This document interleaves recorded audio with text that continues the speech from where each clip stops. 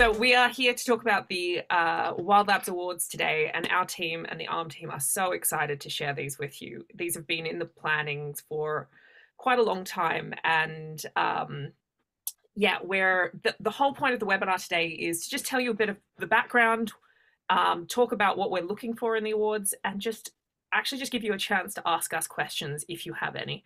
We've been getting lots of questions over email, so we just thought it'd be useful to have the space in which to just have a conversation and be able to share answers and share ideas with you. But before I get started, I just wanted to flag that if you're in this call and if you're thinking about applying for a WILDLABS award, no matter what category, we would love to hear from you in our State of Conservation Tech survey. This survey is our annual survey. We ask you to tell us about how tech is working for you. What do you need your tools to do as a developer of technology or as a user of technology? What's working well and what's not working? And what are your thoughts on the sector? And we use this data to publish things. We share all of it back with you through our research and reports like the State of Conservation Tech 3-year trends report that we published last week. So if you have 10 minutes, we'd love you to go and take this survey and tell us how, and put it through your networks and help us collect data. And the thing that's so exciting about this research that Talia, who's on the call, is leading, is that we have now got, I think this is our 4th year of State of Conservation Tech data, where we're starting to track the trends of how technology perception and performance is changing over time, and how our sector is evolving, and how the tools are changing, and how the needs are changing. So the information that you share with us is so critical in us, and we see heaps of our community members using these reports and this data to go and make the argument for funding and for innovation and to policymakers and it's really helping our sector unlock different resources in innovation. So please help us by going and taking the survey. Now, I think someone will have put in, I can't see the chat, but I'm sure someone will put a link to it. So if you have 10 minutes, go and take the survey. And that's it from me. Basically, I just wanted to jump in and make a call out for the survey. What we're going to do is actually hand over to Fran Baker from ARM to talk about our partnership and how we've been working together for the last many years and where these awards have come from. At least I think that's what you're talking about. I hope you are. Fran, do you want to take it away? Yeah, sure. I'll give it a go. Hello, everybody. Very pleased to be here. I know some familiar names and faces on the people that have joined so far, so nice to see you all again. As Steph said, I'm Fran Baker and I'm Director of Sustainability and Social Impact at ARM, so the co-collaborators on this WILDLABS Awards.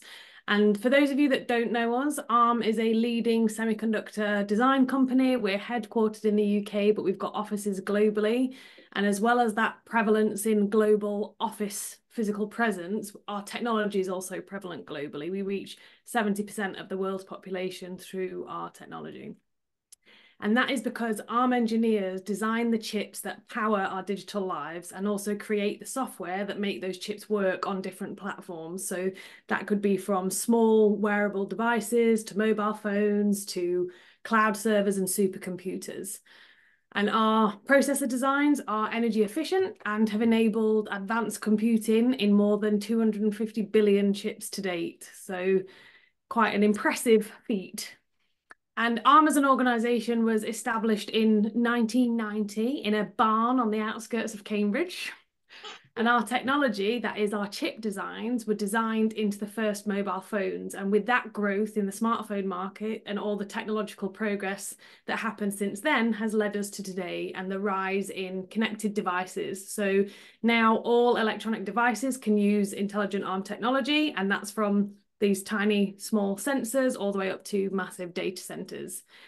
And everybody on this call, I'm sure, is familiar that the computing revolution has been able to miniaturize and accelerate and mainstream technology tools, products and services in a really quite unprecedented way, including in the field of conservation. So it's very likely that you use ARM technology in your conservation work.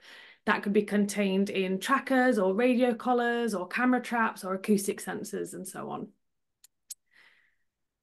And ARM is part of a vast ecosystem of major global players. So this is just a snapshot of our partners. All in all, we've got more than 1,000 partners that we're engaged with across the world to ensure that they have access to ARM technology and the expertise that they need to innovate. So you might recognize some of the names on here: Google, Microsoft, Intel, Samsung, and so on. We work with all of these companies, yet some of you may not have heard of ARM before because we work directly with other businesses rather than being consumer facing. But we do have this huge network and connection with the tech ecosystem. So moving on to ARM's impact work, which is the area that I lead and which is part of ARM's sustainable business approach. So our overall approach to impact at ARM focuses on how technology can help to address inequalities and how we can extend the benefits of technology to the people and areas that don't currently benefit or don't currently have technology products and services designed for them. And I often think about this in relation to our global reach that we've just talked about, and that with great power comes great responsibility. There is a much more impetus on businesses to respond to the global adaptation pressures that the world is under. And so in our sustainability work and in our social impact work at ARM, we focus on two key challenges with global reach: the climate crisis and inequality, whilst recognizing that those two things are inextricably linked. And all the time, we're looking at where there's a role for technology in contributing solutions to those areas. So our approach is delivered through three core activities. It's informed by insights, it's delivered by partnerships, and it's enabled by our social impact ecosystem. Within that partnerships pillar of our activity, we work with a number of organisations that are working to solve issues related to climate crisis and inequality, where technology can play a role. And the reason that we do all this is to deliver ARM impact at scale, focusing on the role for technology in addressing the biggest challenges that humanity is facing.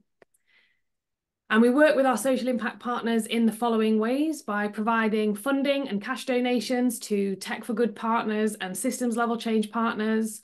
We do it through pro bono expertise. For example, with one of our partners who are creating a product, we've sent engineers to work with them for 2 months on a specific technical assignment, through to having colleagues mentoring students from different academies in different parts of the world that we're supporting on their projects.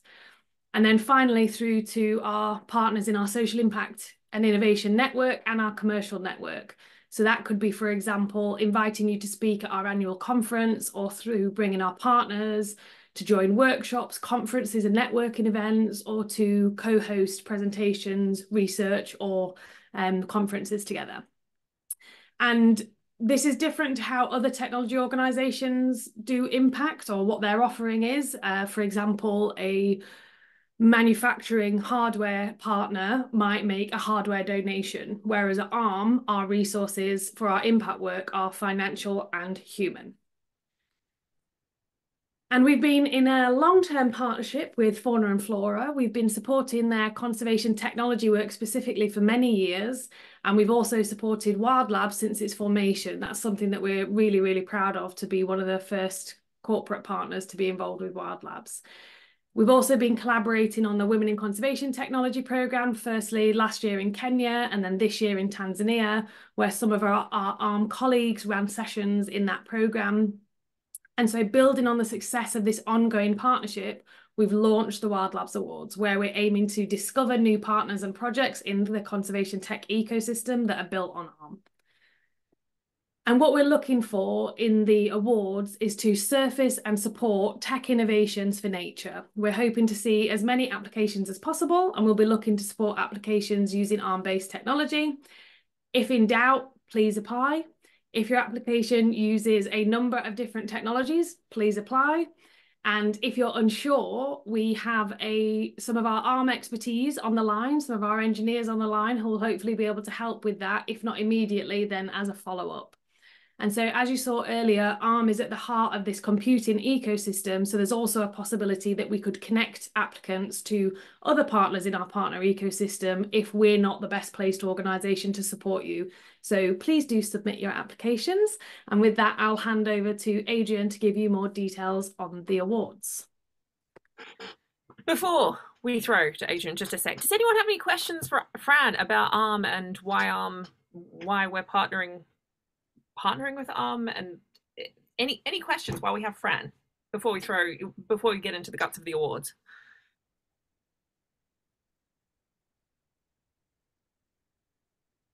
What does ARM stand for? Frequent misunderstanding, I think. Right, Fran?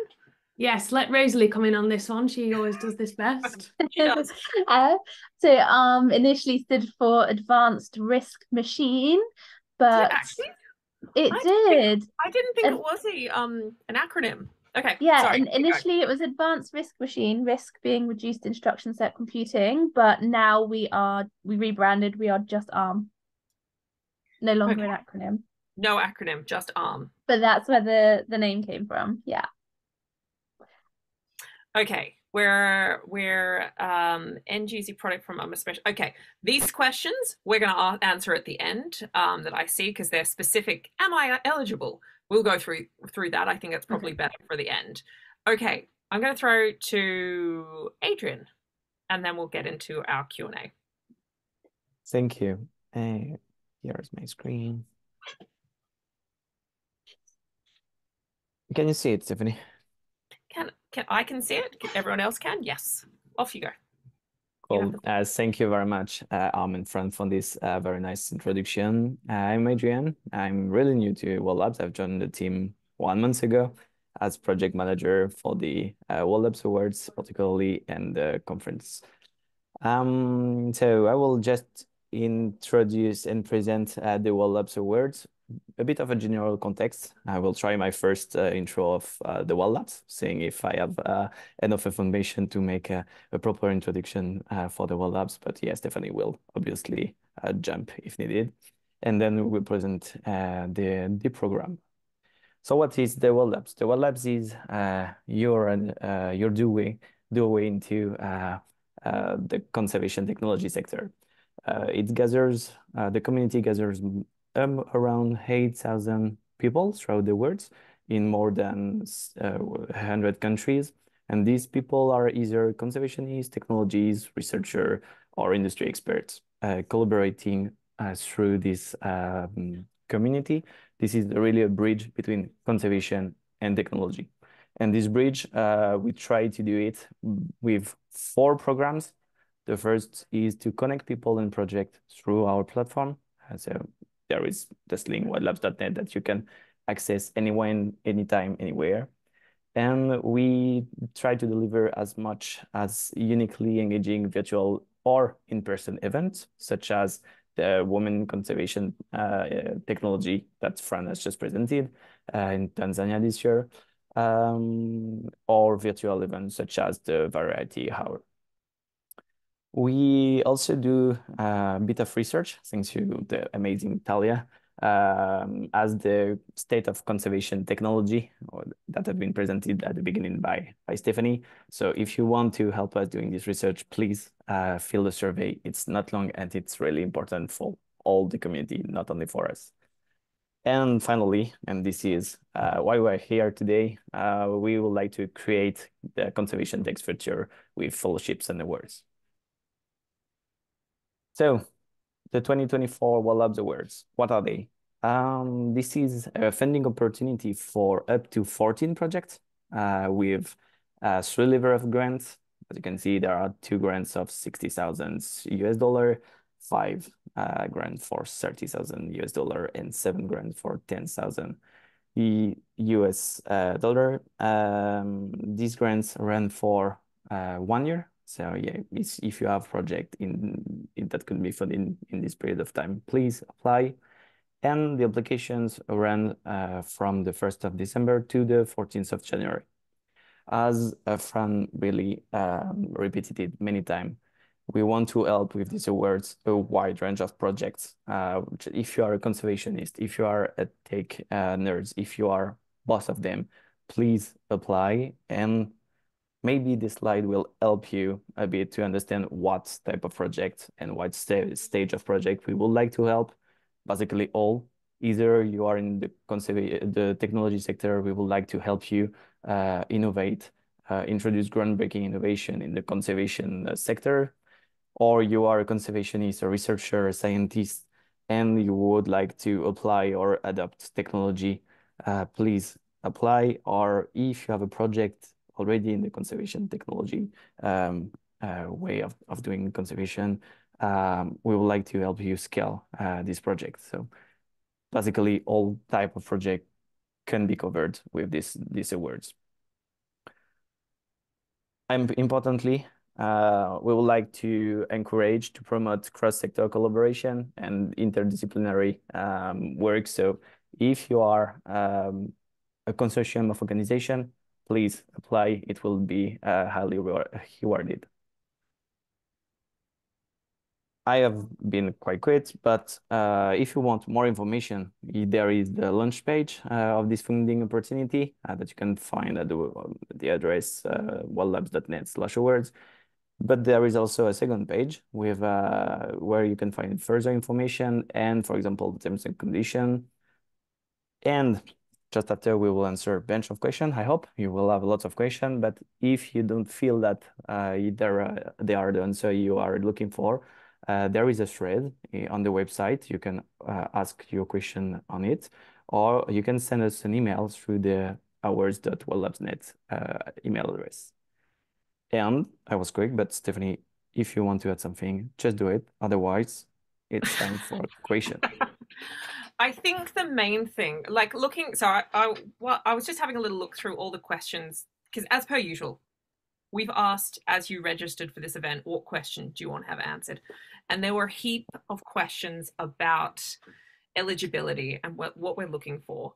And I think the main thing we want you to take away is that through these awards, we are looking to support our community, whether you are on the tech side of the world, trying to design new tools or scale tools that are useful for and having impact in conservation. So if you're building the tools that we need as conservationists, we want to support you and connect you with conservationists and help that work move along. We also want to help our conservation community to access technology. So and without the expectation that you are building new technology.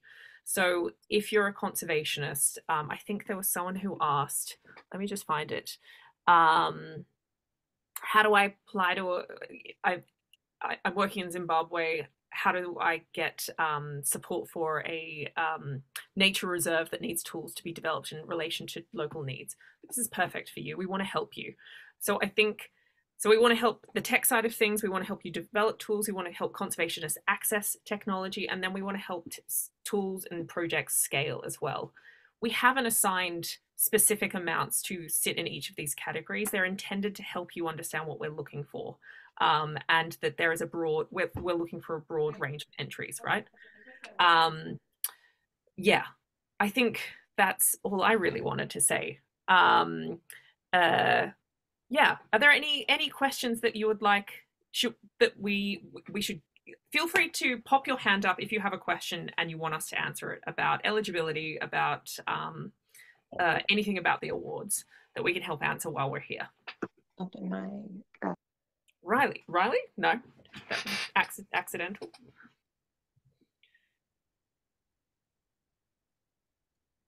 What's the difference in the criteria for the 3 sizes of grant? Do you want to take that, Adrian?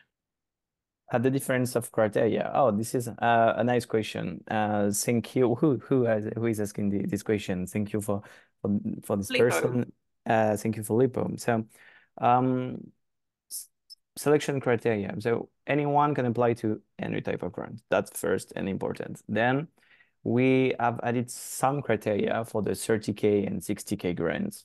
For the 60K grant, the 60,000 grants, you need to be registered as an organization. You cannot apply as an individual. That's the first point. And this is written in the further info page. So I don't know if someone has shared the link into the chat, but this is written. So if you don't remember it, just go on the further information page. Then we have also on the 30K and 60K grants, we have special requirements such as a team composed of at least 2 people. This is basically the same, being part of an organization, bank account of an organization. And to qualify for the 60K grant, we expect you to demonstrate a particular engagement in the WILDLABS community. It could be engagement in the platform, for example, commenting regularly posts, commenting, being on the chat, or participating regularly to the events, or helping us building new programs. We expect people applying for the 60K grant to be already in the community and promoting their Active members. implications. Active members. Thank you. We're getting a lot of questions around budgets and what we cover and overheads and staff time and what's the split that we're looking for? Yeah, maybe you have seen it for those who have already through the application form. There is the possibility to download the budget on the budget template. With this budget template, you will see that we basically propose to cover everything from staff cost to non-staff cost. We have some thing that we cannot cover, sadly. For example, we won't be able to cover fees for publication because it's running for more than 1 year, probably. So it will be impossible to cover it in the one year period. Yeah. We just don't think you'll get to publication point within a year. That's why we're not going to cover it. Exactly. I think the main point is to submit a budget that makes sense to you to do the work that you need. We want to know, we haven't put strong restrictions. If you need all staff time to do your work, write that as your budget. If you need to do, like, we will have a conversation with you and we will assess the budget against other applications. But I think the main message is to put in what you need to do the work. You know better than what we do, what you need to do. So yeah, I would say write a budget that makes sense for your work, right? Fran, would you agree with that as well? Yeah, I think from our approach, impact at ARM as well, I came to ARM from the charity sector. So I think having that background makes me understand a lot more the pressures on fundraising and writing applications and all these types of things. And we're not trying to make life difficult. We're not trying to make it difficult for you. We want you to put your best foot forward, show us what you want to be doing, and we're happy to unblock the bottlenecks to get your innovation off the ground, whatever that looks like.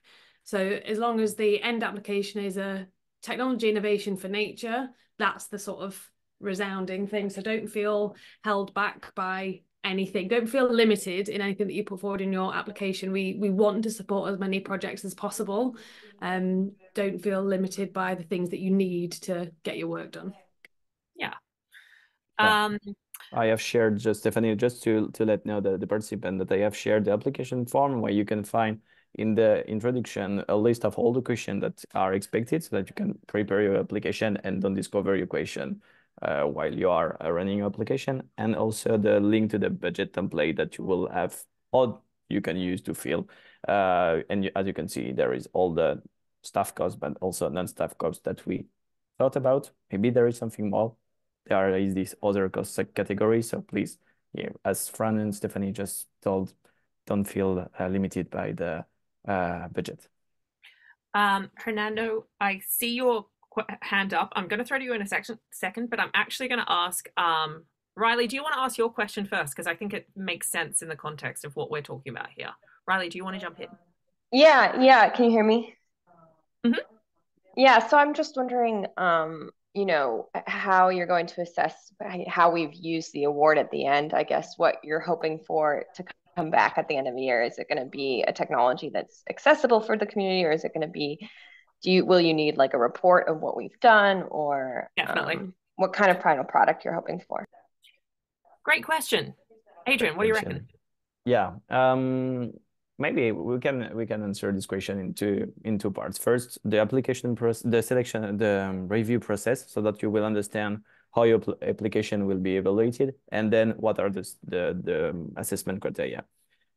So for the first, all the application will be obviously reviewed, checked for eligibility by the WILDLABS team, and with this assessment, we will be able to create a list of maybe 50, maybe more, maybe less application to send to the ARM team.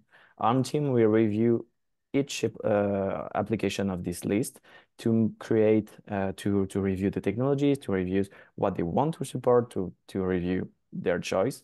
And then this shorted list will be sent to an independent committee, a judging panel, that will choose what projects will be granted and what type of grants will be distributed for each project. This is the process. Maybe Fran or Stephanie, you want to add something? I think examples of technology literally in the wild is what we're hoping for, and that can be the sort of tech for good end of the spectrum. So I've seen somebody's commented saying that they're not a software engineer or not particularly technical. Would they still be supported? Yes, absolutely.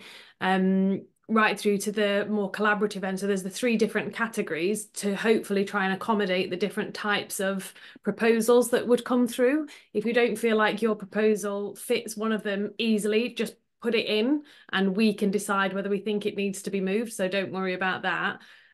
We just want to see more examples of technology working for nature, and in order to help you with that, we need to know as much as possible so that we can unlock some of the areas that we can support with, whether that be the funding, which is very straightforward, whether it's the technical support from ARM experts, or whether it's any of the other networking things that we have, resources, connections, other partners, and so on. So we're looking for a range of different solutions that can fit into any of those 3 categories that Adrian outlined. Thank you, Fran. Yeah, Stephanie. I was just going to say, in part, like the bigger picture behind this is also ARM looking for projects they can support in multiple ways, as Fran has just said.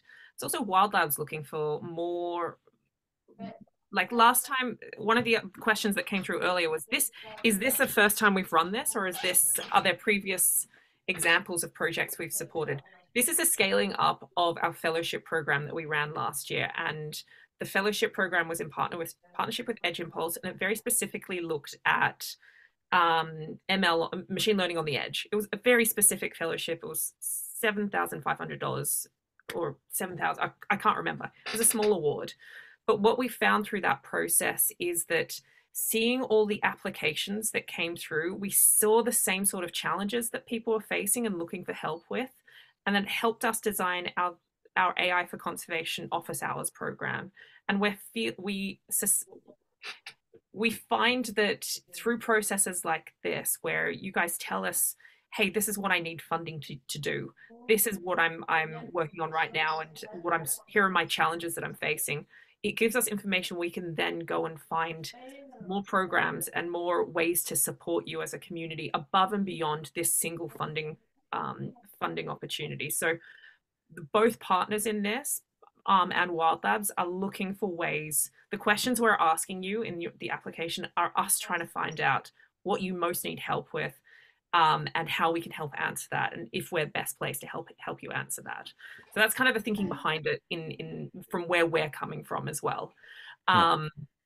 Okay, let's throw also just Stephanie, there is the second part of the equation. Oh yeah, there was. The person, yes. What do you want? the person wanted to know about what will we assess, and yeah, we will assess the team capacity, the contribution to the conservation technologies sector, so deliverable that will be accessible, if possible open source, if possible free, of course, but accessible to the community. And we will assess also the project feasibility. So these are the 3 main categories that will be assessed with different criteria in it. And also on the WildLabs part, as Stephanie presented, we will see if we have underrepresented groups that we can help more, if there are team members that are actively part of the WildLabs community. Lots of also criteria that are WildLabs criteria. So these are the 4 main categories that will be going through during the period of the end of January. And I think the question of like, what are the deliverables we're looking for? Is it a piece of technology? Is it a report? Yeah, we want to know what you guys do, and you'll see if you, Andrew, I'm looking at you in particular because you said you haven't looked at it yet. If you look at the application form and the budget template, yeah, hopefully it's not too heavy. Like we aimed it to be sensible questions and getting information that we needed. But also we've included a line, we'd like you to put in a bit of budget to make a video or make some communications about your project, just because we know how powerful that is for future fundraising and future just telling the story of what you're doing and helping us tell the story of what you're doing as well. That's why we've written it in as a requirement as part of the grant, because we want you to be able to talk about what you're doing and share with other people in the community as well. Yeah. But in terms of like what you deliver, it depends on what you're doing. Like for some of you, it may just be capturing the lessons learned of deploying technology so that other people can learn from you. From others, it'll be you're scaling up a tool to deliver X number of units to protect X number of species. It depends on what you're doing. So tell a story that makes sense and is tied to deliverables that make sense for your project, and we'll assess it against that. Pradhanu, I don't know if I said your name very well, but do you want to jump in and ask your question? Okay, You seem to have a few. Thank you. So yeah, I have 3 questions. Yeah, we are on the side of the end user, so not really development and in tech development stuff. But here we go. The first question is so we're planning to submit the project in tackling the barrier and constraints of the tech adoption. So we belong to the second and the third categories probably in our regions, and it's also aligned with the findings from the WILDLABS report. So such as improving accessibility, capacity building, and so on. So does the word has any preference what kind of project will the word interested with this kind of project that I mentioned? That's the first. And then second, see if we are in the same organization and then we have like 2 different projects, can we submit like 2 different level? Because I noticed we one person cannot submit for the more than 1 levels, right? And then the third one, in the more technical, in the application form, for the lead person, can we input the like co-lead person, so more than one that lead the projects? I think the questions you're asking a lot of people have had, particularly like, hey, I'm on this grant. Oh, I've been approached by another person to collaborate on their project. Like, so Adrian, what's our answer on can you be involved in more than one grant? One project cannot apply to more than 1 grant, but you can apply with many projects. So one project could be for this 10K grant, then you have a collaboration with it for the 30K grant. You have 2 projects for 2 10K grants. The project can only be associated with 1 grant, and you can apply 1 project for 1 grant. That's the only way. Otherwise, just go for the 2 projects you might have. Okay. I will say, as one of the people judging it, well, I'll be at least in part of the judging, I will say I would be a little bit strategic. It is unlikely that we will like fund a person to do 10 projects. So I would maybe be a little bit like, when we don't have strict rules on you must be only in 1 project, you cannot collaborate. We want to see collaboration. But if you as the lead person are putting in lots of different applications, it's probably going to I would target your energy, but definitely collaborate with other people, and yes, put your collaborators on there as well. And there was another question I think that came through in the registration that said, do your partners need to be from ARM's ecosystem of partners? Absolutely not. Your partners are who you're working with. ARM's ecosystem of partners is who we could engage to help in your project and who we will be looking to engage if possible and if it makes sense to support the projects that we select. Right, Fran? Yeah. Cool. Did we answer all the questions? There were 3. There were the first one. I don't think we can answer the first one, can we? Yeah, exactly. The first one was difficult to answer. So we can't answer that for you. So exactly. you need to figure that out. Yeah, exactly. Carly, would you like to have the floor? Sure, thanks. So two questions, somewhat related, I guess. One, I know ARM is like, right, chip and kind of hardware, but like if it's a software thing we're working on, is that still cool by ARM's like pro requirements? Fran, you've just written a long answer to this, but Yes. what are the requirements? That is it. So I'm going to ask Pavel or Ed or Jose Maria or Daniel or any of the other ARM folks who are on the call. I think that might be it, if they can jump in and help explain the way that we were discussing it the other day. But yes, hardware or software. So although it's Pavel is here. So although ARM is seen by the world as a kind of hardware company, the reality is that good 30-40% of people inside ARM are software engineers. So are we a hardware company? Your mobile phone, it's 99% sure it's running on ARM. Therefore, if your software project is writing an app and this app is running on your mobile phone, I would say I won't be the part of the judges here. I hope, at least I hope. But I would argue that it is certainly ARM technologies involved. If you want to go all the way to the cloud, from your mobile phone to the cloud, pick your choice, make your choices carefully, and you'll be running on ARM as well. If you were running your backend of your project, if it was some kind of a distributed app, and if you're running in the cloud, pick AWS Graviton instances, servers as the thing you run it on. Here you go, it's ARM technology. So I wouldn't be concerned about that, to be honest with you. It may turn out easier to kind of fulfill this requirement than you think. Yeah, I think that's why we've said apply if you're in doubt, because ARM is so, what's the word? Prevalent. Omnipresent. Yes, thank you. I was going to say pervasive, and I was like, that's not the right word. Prevalent in technology. So a lot of what we're using, particularly if we're just using off-the-shelf stuff for conservation, will be powered by ARM, I think. But we will help you, and we will say, I think if you're in doubt, apply, but also we'll have a thread on WildLabs, or you can email awards@WILDLABS.NET and say, hey, I'm going to try this, this, and this. Is it ARM-based? And we can tell you as well. I think that's right, Fran. Yeah, cool. Carly, and then my second question is like, are you looking for something new, or can we be like making an existing thing better, adding a new feature type? Like, is that okay? Yes, that is expressly why we wanted to have those three categories of, you can be innovating and building something new. You can be a conservationist trying to use technology, or you can be scaling your technology.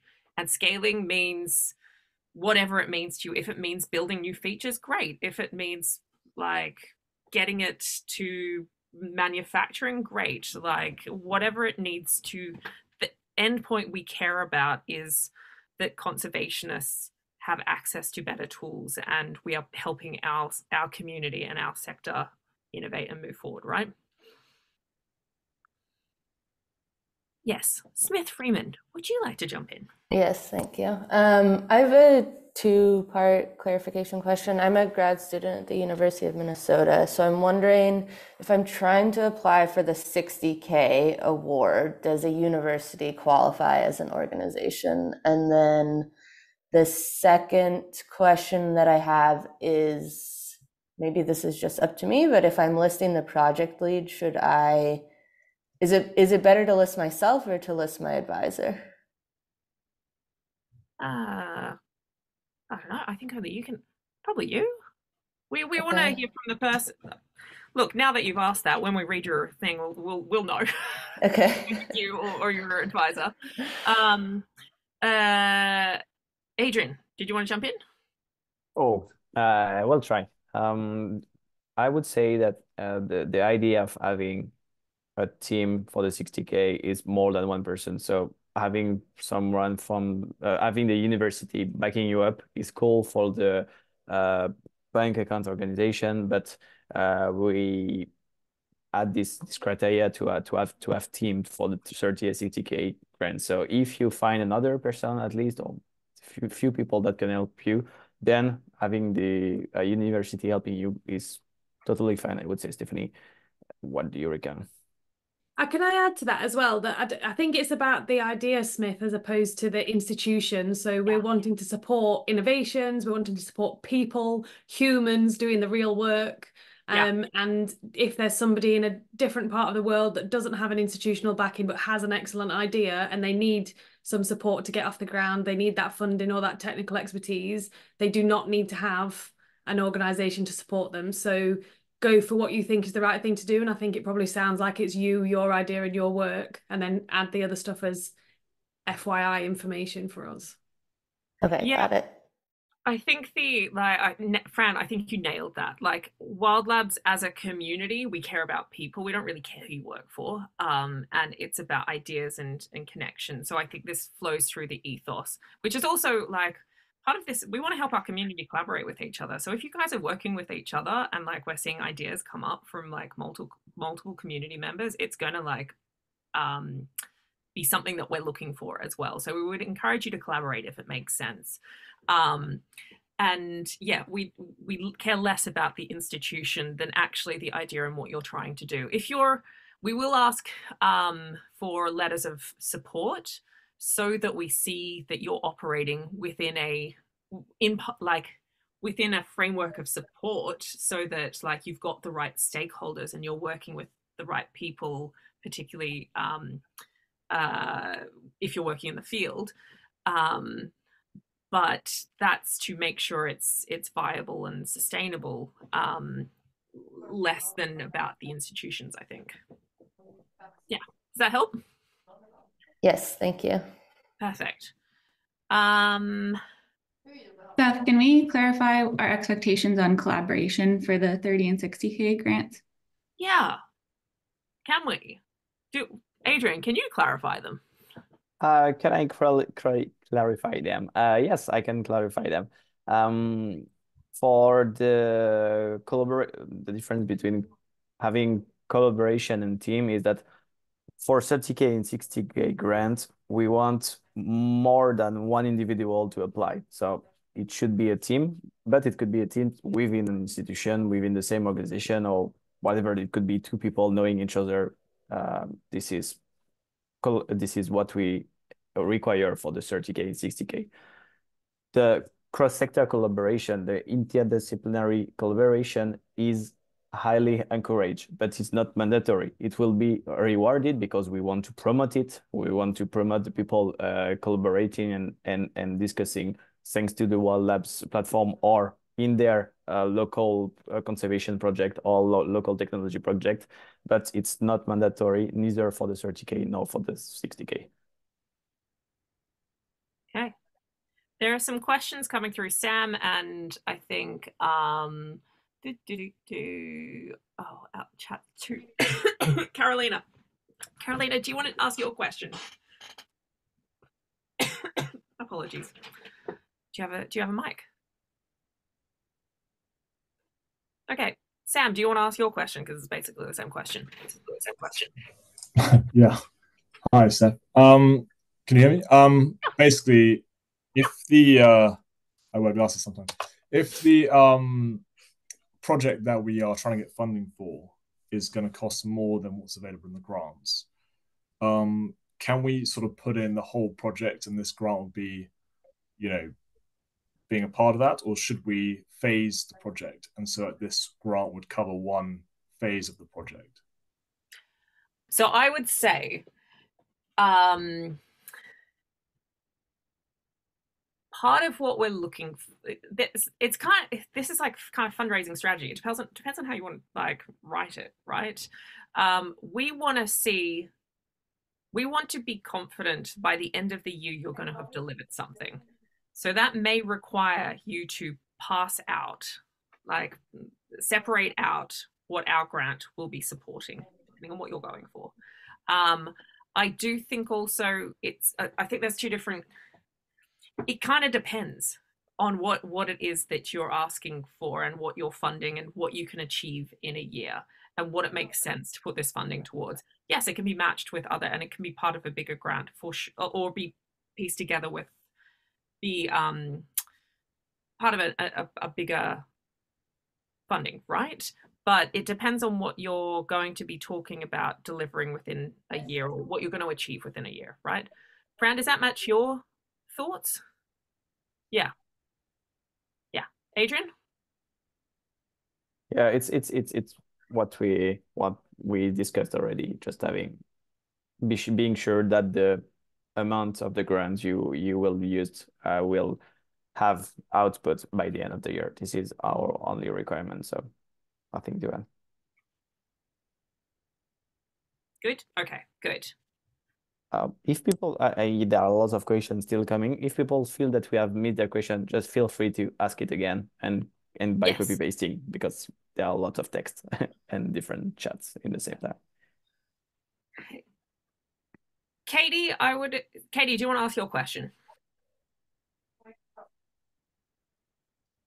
Yeah, sorry. I guess probably be easier to do it over chat. Yeah, I just have a small research grant as part of my PhD. It's not dedicated towards a specific chapter or anything like that, but I was wondering, just based on section 2.4, where we have to say whether we received any previous funding, would I have to list that research grant, or because I haven't been given it specifically for my proposed project, is it not relevant? I don't think it's sort of relevant in the fact that it's like, hey, I've got support to do things around this, but if it's not going towards the project, it depends on what you want to throw in. That one's kind of like on the edge. You'd be fine not mentioning. We really want to know, like, hey, I'm applying for a $30,000 grant from you, but I've already got like 2 million. That's what we want to know, right? Not that like you've got small other bits of funding. That's great. It all enables. It's more we just want to be able to figure out like how impactful the funding will be for you and what you're going to do with it. Oh, that's amazing. Thank you. Yeah, it's definitely a lot less than 2 million. Look, it all counts. Awesome. Kamina, do you want to jump in? Yes, thank you. Hi. My question is that I'm not developing the technology. I want to use a software that somebody else already developed, but to adapt to my project. So can I apply even if it's less than the 30,000? Yeah. It's okay. You can apply for a $10,000 one. Thank you. That's it. Thank you. And that's 100% what we want to see as well. We do not want conservationists developing technologies for the sake of developing technologies. We would rather you be using tech that tech people have developed and applying it into conservation and helping bring it across, right?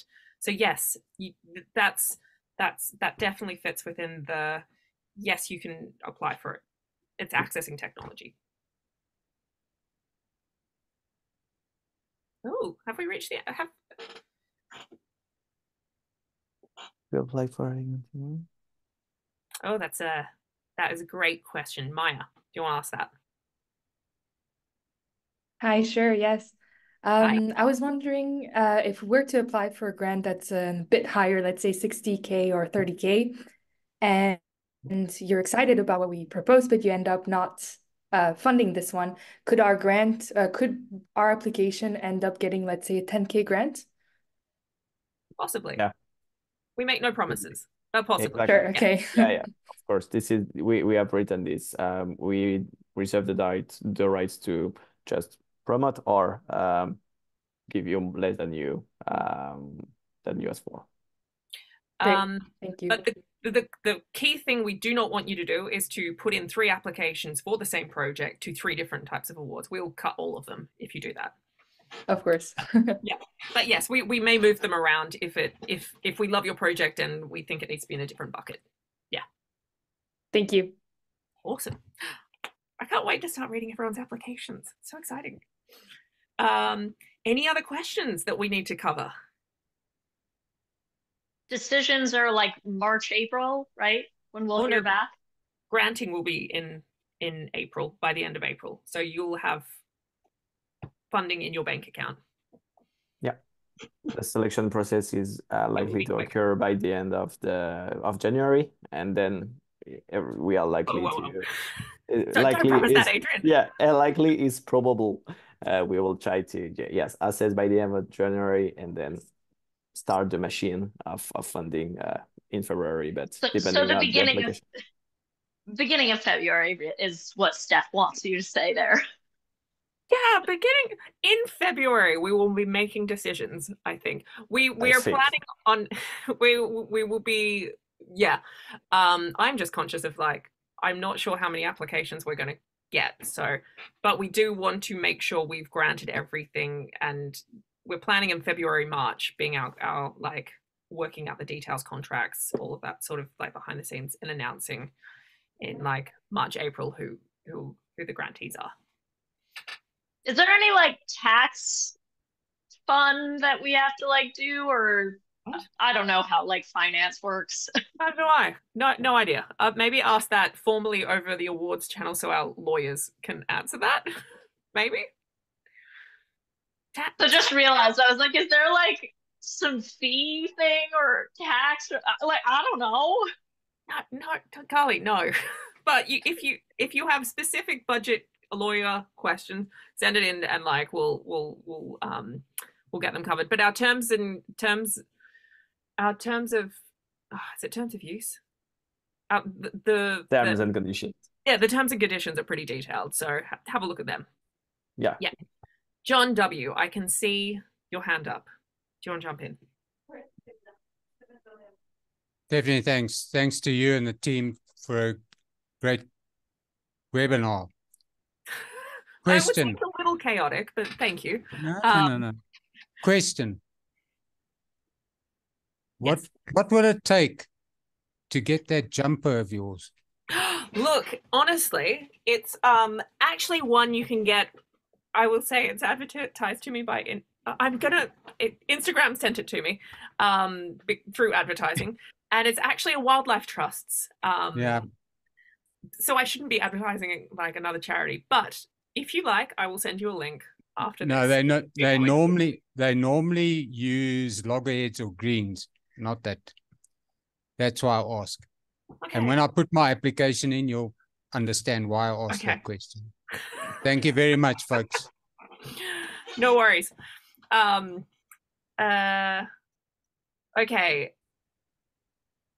Okay, that's a great question. What type of collaboration can we expect with ARM? Interested to learn about potential support for electronics design? Do you, what sort of support can we? Is it just, I know there was a question about, can we use the education team at ARM? So like, what's it look like?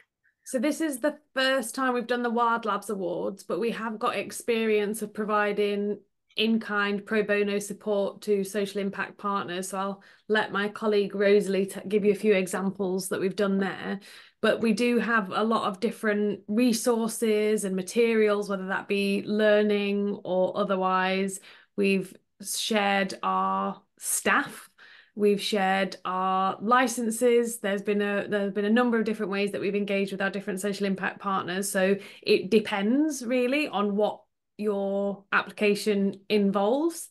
But I'll let Rosalie share some of the examples of the pro bono work that we've done with our other partners, which for you creates free time and resource, and for us creates employee engagement opportunities for our people to work on meaningful technologies that they care about that are aligned with their interest areas. Over to you, Rosalie.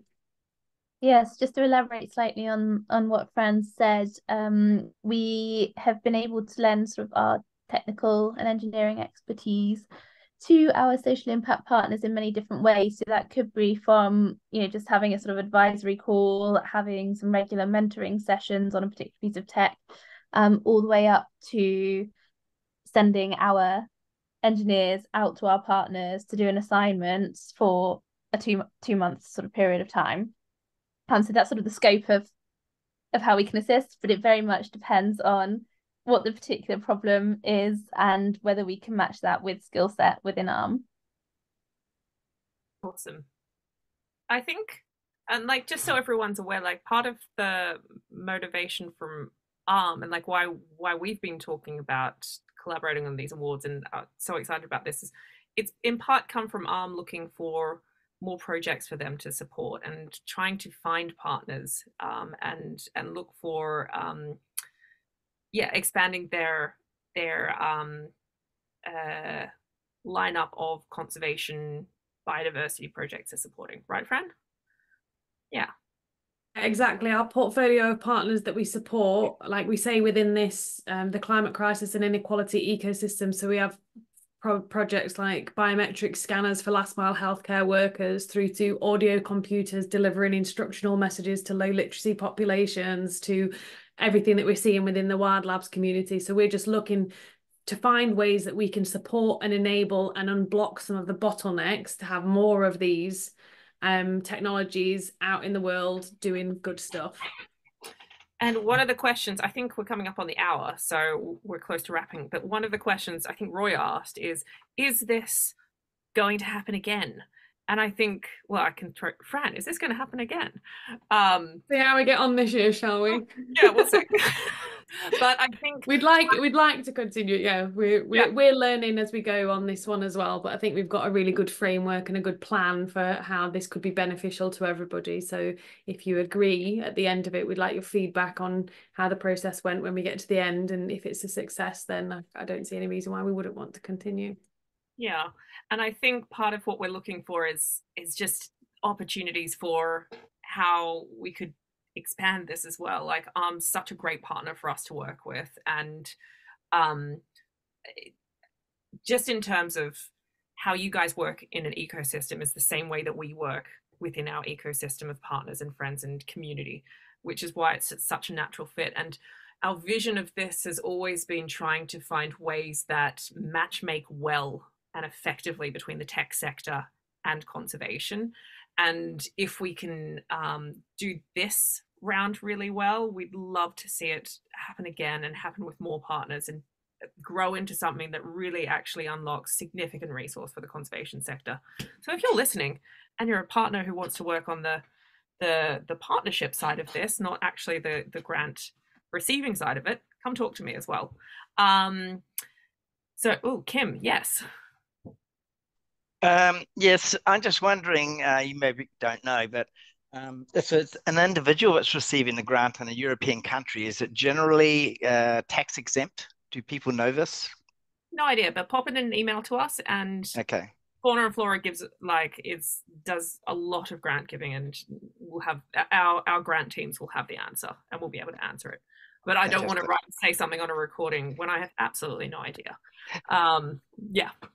Sure. But yeah, we can help answer, but it's also something you can just find out, I think.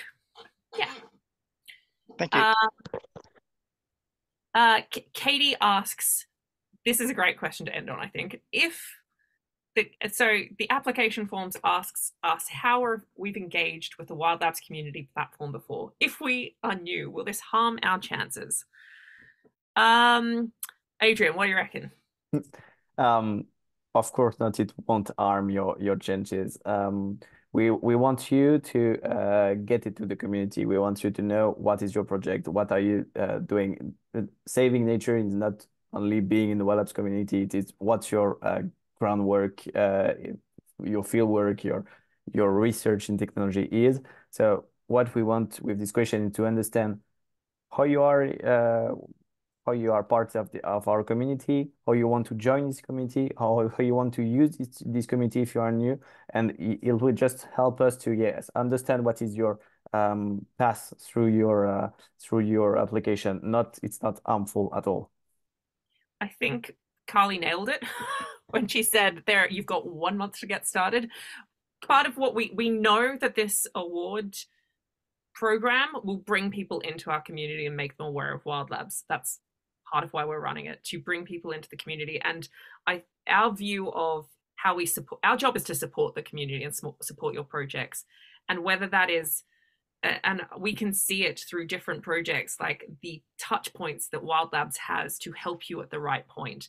And this might be an injection of funding and connections, but equally 3 years down the line, it might be, oh, I've got this question I have, or I need to come and talk at one of our events, or now I'm a leader in the field and I want to help shape the research in the Horizon Scan or the policies that we're helping develop. I think part of what we want to see, if you are a new member, is how you're going to, if you've just discovered WildLabs, thinking creatively about, okay, this is an opportunity and a place where I can connect with the rest of the conservation tech sector. How can I leverage this in my funded year? How am I going to be a good community participant, but also use the community in my work and have that kind of really beneficial relationship with the community in which this is happening. So I think it does not harm you to have only just discovered WildLabs if you have found it and just be like, oh my goodness, this is just so helpful. And if you can see how to leverage it. And that's what we all want to see coming through your proposal as well, of like, oh, I'm going to share back to the community the lessons learned, or I'm going to talk about my tool development, or I'm going to like how you're going to interact with the community and help pay it forward and help build the community so that we have more opportunities like this, and so that we're all learning from each other as well. And yeah, I think we fundamentally believe in all of our DNA that doing things in community is the best way to do things and get the furthest, even if we go a little bit slow sometimes. And so wanting to see that come through in all of the projects and the sort of people that we're supporting is really important as well, I think. Talia, do you have anything to add to that? I think you pretty much covered it. Okay. Yeah. Maybe you want to just, add point to people answering your survey. Amazing. Yes. Yeah, I think it's just to keep in mind that we're doing this as a service to our community, and we want to recognize those who have been active in our community before and who are connecting and collaborating. But that doesn't mean we want to exclude anyone who's outside of that or is new. And part of this is building out the global community and facilitating that collaboration too. So yeah. All right. Let me assure you that in less than a week, you can become a WildLabs super fan. Speaking from experience. Wow. Speaking as the queen of our WildLabs super fans. Well, we're also about to, I don't want to like blow a surprise. We're also about to have badges. So you're going to have like some fun little rewards as well. Yeah. And merch. And merch. I only said that Esther was on it and excited, and Esther is like truly the most like productive person and enthusiastic person. So now that she's on it, it'll happen like in the next 3 days, I think. But yeah, it's coming. Okay, I think so the last question from you has been responded by France. Thank you. So of course it's not only in the UK, it's everywhere in the world. Definitely outside the UK. Yep.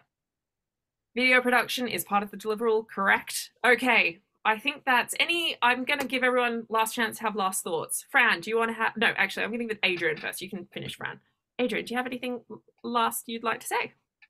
Yeah, just please apply. Don't hesitate. We want to support lots of projects with various amount of grants in various type of projects. So yeah, let's apply. We can't expect to see your application and to review them. So thank you for being there today. Adrian, what Adrian is not saying is how he's sitting, just refreshing the grant application portal to see if anyone's applied, because he's every hour. That's true, every hour, but it is recorded, Stephanie, so don't tell it. Okay, we can cut that. We'll cut that. Fran, any last thoughts from you? No, just thank you everybody for joining and being so engaged. I'm really excited to see what comes through. And if in doubt, or if you don't think that you're using ARM technology or any other combination of those concerns, please just apply. We are hoping to see innovative solutions for nature, and we're very happy to connect you with other partners or people in our ecosystem that might be able to help you if it's not us. But hopefully, as you've heard from our colleagues, it most probably is. So let's see what we can get on with, and then see how we might be able to help you and support you in your goals. Wonderful.